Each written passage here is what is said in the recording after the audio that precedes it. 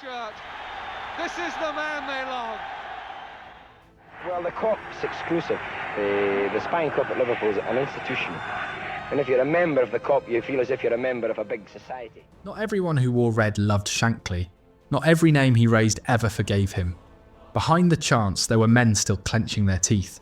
He built a machine, a dynasty, an empire run on discipline and silence. But not everyone survived what he demanded. Some were dropped without warning. Some were stripped of armbands. Some never heard from him again. He chose loyalty, then changed his mind. He made names, then left them behind. Shankly didn't explain. He didn't apologise. And the silence he left behind still speaks louder than the songs. Some call him a saint. Others remember the cold shoulder, the forgotten handshake, the moment everything changed. This isn't about banners. It's about the ones left behind. 5 names, 5 breaks that never healed, 5 men who never forgot how it ended. Subscribe, because at Shankly's level, greatness always comes at a cost. Tommy Smith never forgave it. Not the demotion, not the silence, not the look on Emlyn Hughes's face when Shankly handed him the armband. It was November 1973. Shankly had enough of the tension. Smith was out, Hughes was in. No conversation, no warning. Just a choice, quiet and final. Smith felt blindsided, betrayed. He called Hughes two-faced, said the captaincy had been stolen, not earned, said he never respected him again. And Shankly? He stood by Hughes, called him the future, backed him until the end. That one move split the dressing room.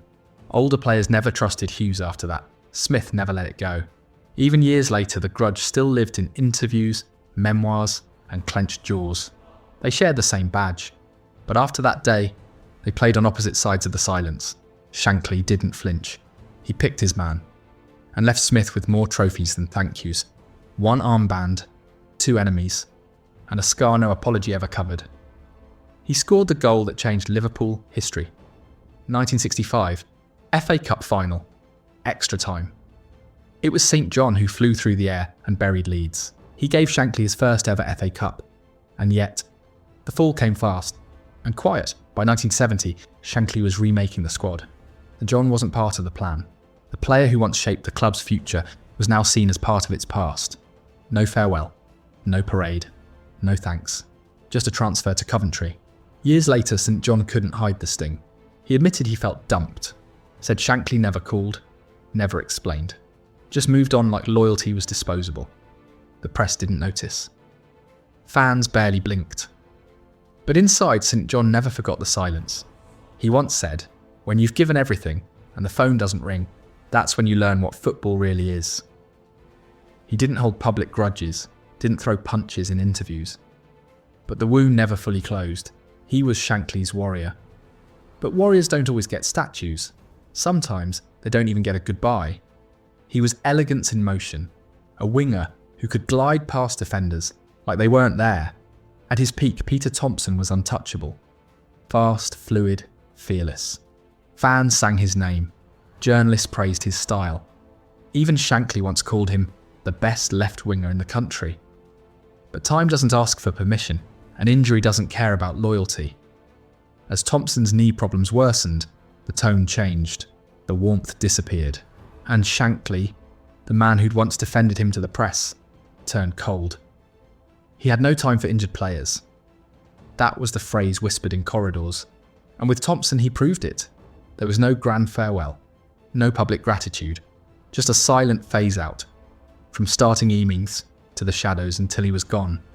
In 1973, Peter Thompson left Anfield for Bolton, not because he'd forgotten how to play, but because Shankly believed he had no more use.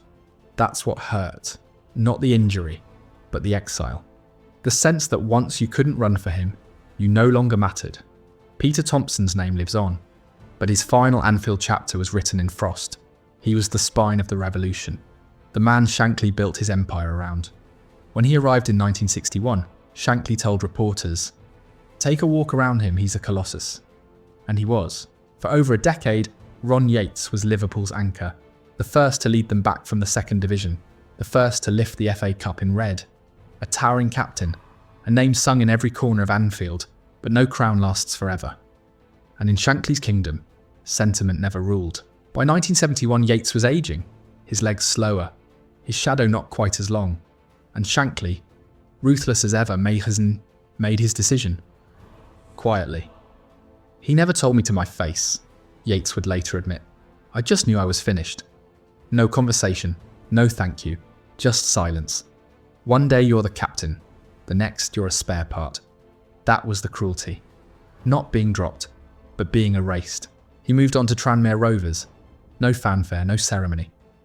Just a memory carried by those who knew. Ron Yates gave Liverpool a backbone. But when it cracked, there was no hand to catch him. Some enemies wear different shirts, others wear different beliefs. Bill Shankly's rivals weren't just opponents, they were ideas he despised. At the top of the list, Don Revie. A tactical genius, yes. But to Shankly, Leeds United were football's dark mirror. Cautious, calculated, cynical, built on fear, not faith. Football's a game for the brave, Shankly once said. That was his jab. Revie's Leeds played to not lose. Shankly played to live. Their battles were brutal. On the pitch, fouls, fights, fury. Off the pitch, cold handshakes, lingering mistrust. Two men, same sport. Opposite souls. Then came Harry Catterick, Everton's architect, City rival, private, elusive. Everything Shankly wasn't. While Shankly stirred hearts, Catterick worked in shadows. The tension wasn't just local, it was personal. If Everton were playing at the bottom of my garden, Shankly once quipped, I'd pull the curtains. That wasn't banter, that was the truth. Catterick rarely praised Shankly, and Shankly never forgot. These weren't fleeting grudges, they were ideological wars. Liverpool versus Leeds, Liverpool versus Everton, Shankly versus the men who tried to outthink him. Instead of outbelieve him, he never forgave Revie, never softened on Catterick. Because to him they didn't just challenge his team, they challenged his gospel. Some matches are lost, others are stolen. In May 1965, Bill Shankly took Liverpool to the San Siro. Semi-final. European Cup. The opponent, Inter Milan. Powerful, polished and protected. Liverpool led 3-1 from the first leg. Shankly's men were fearless. But when they arrived in Italy, the rules changed. Before kickoff, Inter's fans hurled abuse and missiles. Liverpool's players were pelted, police looked away. Then the game began, and the real robbery unfolded. A legitimate Liverpool goal? Disallowed. A foul in the build-up to Inter's second? Ignored. The refereeing? A farce. Shankly was incandescent.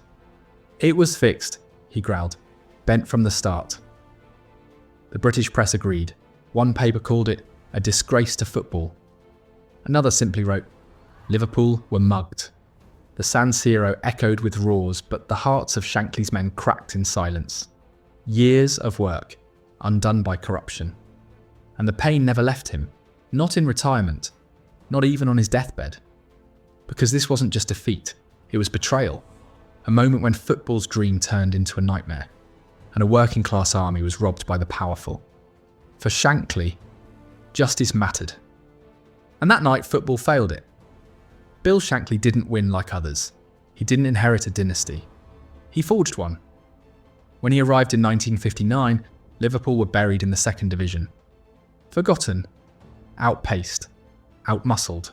But Shankly saw not what they were, only what they could become. He rebuilt the squad from ruins, signing giants like Ron Yates and Ian St. John.